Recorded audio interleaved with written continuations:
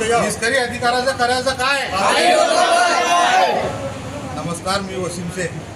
आज आमचं हे आंदोलन आम्ही अनेक वेळी अधिकाऱ्यांना पत्र दिला, तहसीलदार साहेबाला पत्र दिला, प्रांत अधिकारीला पत्र दिला, त्यानंतर आम्ही डेप्युटीला पत्र दिला, नगरपालिका शिवला पत्र दिला, परंतु शेख अशफाक अहमद नजीर अहमद यांनी इलिगल परमाने आणि कोणाची परमिशन आणली, हे 50-60 घरांचे लोक आहेत, यांची परवानगी न घेता त्यांच्या आरोग्याला खतरा झालेला आहे, त्यांची परवानगी न घेता त्यांना त्याच्या घरावर टावर उभारण्याचं काम केलं। आणि जेव्हा जे लोक त्यांना बोलायला गेले, ते सांगतो की मला कोणाचाच धाक नाही आहे, माझ्याकडे पैसा आहे, पैशाचा मास किती दिवस चालणार आहे? पैशाचा मास चालणार आहे का?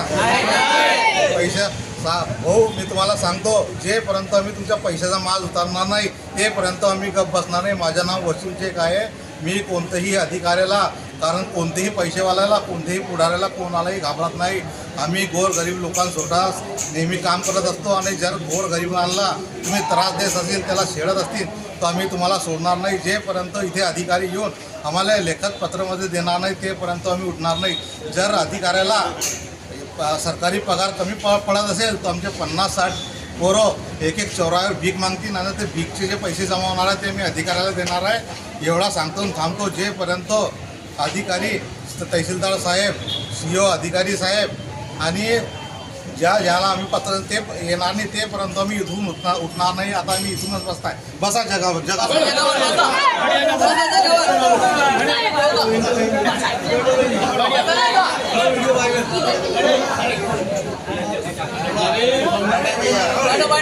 निष्करी अधिकाऱ्यांचं करायचं काय? निष्करी अधिकाऱ्यांचं करायचं काय?